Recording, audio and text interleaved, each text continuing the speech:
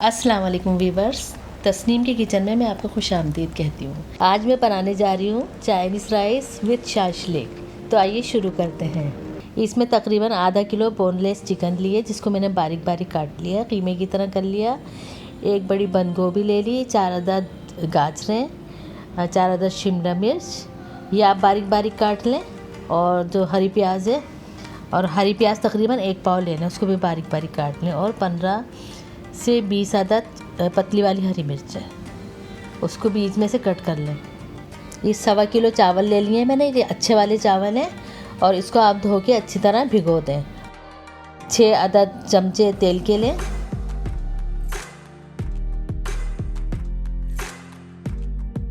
Oil کو اچھی طرح گرم کر کے اس میں چکن ڈال دیں، اور چکن کو تھوڑا سا بھون لیں تاکہ اس کا کچا پن ختم ہو جائے،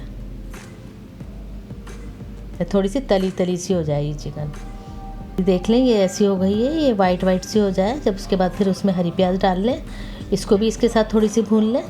بس اس کا کلر خراب نہیں ہونا چاہیے، گرین ہی رہنا چاہیے، اتنا بھونیں اس کو۔ دیکھ لیں یہ ہری ہے، بس اسی طرح رہنی چاہیے۔ اس کے بعد اس میں جتنی بھی سبزیاں کاٹی تھیں وہ ڈال دیں، اس کو اچھی طرح چمچے سے مکس کریں۔ حسب ذائقہ نمک ڈال لیں۔ اس کے بعد چائنیز سالٹ، یہ آپ 2 چمچے لے لیں، 2 کھانے کے چمچے بھر کے لے لیں، اس کا بہت اچھا ٹیسٹ آتا ہے۔ اس کے بعد پسی ہوئی کالی مرچیں 1 کھانے کا چمچہ، اچھی طرح مکس کریں ان سارے مسالوں کو۔ اس کے بعد تقریباً آدھا کپ یہ سرکہ ڈالا ہے اس میں، اور اتنا ہی سویا سوس آپ اس میں ڈال دیں۔ اور یہ ہری مرچیں جو میں نے کاٹ کے رکھی تھیں، بیچ میں سے کٹ ہونا چاہیے، وہ بھی اس میں اس وقت مکس کر دیں۔ اب اس کو چمچے سے اچھی طرح ملائیں تاکہ بالکل مکس ہو جائے، اور سبزیوں کو اتنا پکائیں کہ اس کا کلر خراب نہ ہو، اور جب وہ ہو جائیں سبزیاں تو ڈھک دیں۔ اب میں نے 3 عدد انڈے لیے ہیں، اس کو آپ اچھی طرح پھینٹ لیں۔ تھوڑا سا نمک اور تھوڑی سی کالی مرچیں، اس کو آپ اچھی طرح پھینٹ لیں۔ اب اس کو ایک فرائی پین میں ہلکا سا تیل ڈال کے گرم کرنے کو رکھیں۔ اس کے بعد یہ تینوں انڈے ایک ساتھ اس میں ڈال دیں۔ بڑا سا فرائی پین لے لیں، اس میں ایک ساتھ ہو جائیں گے۔ اگر چھوٹا فرائی پین ہے تو اس میں پھر الگ الگ کر کے ڈالیں، اور اس کو اچھی طرح چاروں طرف پھیلائیں۔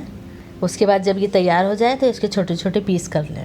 یہ دیکھیں جس طرح بھی میں نے کیے ہیں، اس طرح کر لیں۔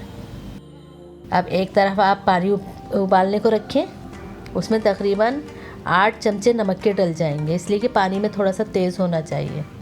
چاول میں مقدار اگر نمک کی صحیح رکھنی ہے تو پانی میں تھوڑا سا تیز ضرور رکھیں۔ جب یہ پانی ابلنے لگے اور چاولوں کو 1 گھنٹہ ہو جائے تو پھر چاول اس میں ڈال دیں، اچھی طرح چمچے سے چلائیں، اور پھر ابلنے کے لیے رکھ دیں۔ تیز چولہے پہ پکنے کے لیے چھوڑیں، اس لیے کہ تیز چولہے پہ چاول اچھے ہوتے ہیں۔ اچھی طرح پکنے لگ جائے تو چاول نکال کے دیکھیں، جب 1 کانی رہ جائے تو پھر اس کا پانی نکال دیں۔ اب دوسری طرف جو سبزیوں کا پتیلا تھا، اس کو آپ چولہے پہ رکھ دیں پکانے کے لیے، تاکہ وہ پکنے لگ جائے۔ اس میں تھوڑا سا جو سرکہ اور سویا سوس ڈالا تھا، اس کا پانی بنا ہوا ہے، تو اس کو پکانا ہے۔ جو وہ اچھی طرح گرم ہو جائے تو اس میں اوپر سے چاول ڈال دیں سارے، اور پھر اس کو ہلکے ہلکے سے مکس کر لیں نیچے سے اوپر۔ جو نیچے ویجیٹیبلس جتنی بھی پڑی ہوئی ہیں وہ سب مکس ہو جائیں اس میں، اور تیز چولہا ہی رکھیں تاکہ اس میں اچھی طرح بھاپ بن جائے۔ اوپر سے آپ جو انڈا بنا کے رکھا ہوا تھا آملیٹ، اس کا پیسز کر کے وہ اس کو اوپر سے آپ دم میں ڈالیں، اور اس کو پھر ہلکا سا اوپر نیچے کریں، چمچے سے چلائیں۔ اس کا ٹیسٹ بہت اچھا آتا ہے۔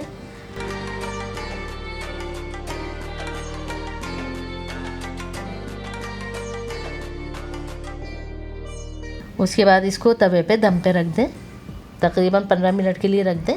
پہلے تیز چولہا کریں، پھر اس کے بعد اس کو سلو کر دیں جب زیادہ پکنے لگ جائے تو۔ اب دوسری طرف میں شاشلیک تیار کرنے جا رہی ہوں، جس میں نے تھوڑی سی بون لیس چکن لی ہے، جو موٹے موٹے پیسز اس کے کاٹ لیے ہیں کیوب کی شکل کے، اور اس میں 1 گاجر ہے، 1 شملہ مرچ ہے، اور 1 پیاز، وہ موٹی موٹی میں نے کاٹی بھی ہے۔ 1 چمچہ آئل ڈالیں، 1 چمچہ آئل ڈال کے اس کو گرم کر لیا، اور اس میں 1 چمچہ لہسن کا، پیسے ہوئے لہسن کا ڈال کے، اور ہلکا سا اس کو چلا لیں۔ اس کے بعد اس میں چکن ڈالیں، چکن تھوڑی سی بھون لیں تاکہ اس کا کچا پن ختم ہو جائے اور وائٹ سی ہو جائے۔ کے ساتھ گاجریں اور جو شملہ مرچ اور پیاز جو میں نے کاٹ کے رکھی تھی، پیاز کی بھی ایک ایک پرت الگ کرنی ہے کاٹنے کے بعد. ان سب چیزوں کو ڈال کے اس میں ہلکا سا بھون لیں اس کو بھی، تاکہ اس کا کچا پن ختم ہو جاتا ہے. جب ہم اس کو تلتے ہیں تو اس کا کچا پن ختم ہو جاتا ہے.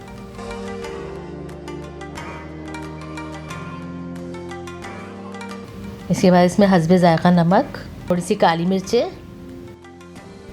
اس کے بعد اس میں تھوڑا سا تقریباً 2 یا 3 کھانے کے چمچے سرکہ ڈالیں، طرح چمچے سے چلاتی رہیں. اور اتنا ہی سویا ساس اس میں ڈالیں اور اس کو اچھی طرح چلائیں. تھوڑی سی پیسی مرچیں ڈلیں گی اور اپنے ٹیسٹ کے مطابق ڈالیں. اس کو چمچے سے اچھی طرح چلا لیں، بس اتنا پکائیں کہ یہ سبزیوں کا کلر خراب نہ ہو. اب اس کے بعد ڈھک کے رکھ دیں اس کو، تھوڑی سی ہلکی سی گل جائیں تو پھر اس کو بھون لیں. اس کے بعد اس میں تھوڑا سا پانی، یعنی تقریباً 1 گلاس اس میں پانی ڈال دیں اور پکنے کے لیے رکھ دیں. دوسری طرف میں نے 1 چمچہ کارن فلور پانی میں گھول کے رکھا ہے، وہ اس میں شامل کر کے اس کو چمچے سے اچھی طرح چلائیں اور چولہے کو تیز رکھیں. اس کو چمچے سے اچھی طرح چلائیں. جب اس میں گاڑھا پن آ جائے تو اس کا چولہا بالکل سلو کر کے، اور اگر آپ کو تھوڑا گاڑھا لگ رہا ہے تو اس میں پانی بھی ڈال سکتی ہیں. جب یہ پکنے لگ جائے تو اس میں ٹماٹو کیچپ بھی شامل کریں، اس لیے کہ شاشلیک میں ٹماٹو کیچپ بہت اچھا لگتا ہے. یہ دیکھیں اس کی یہ شکل ہوگی.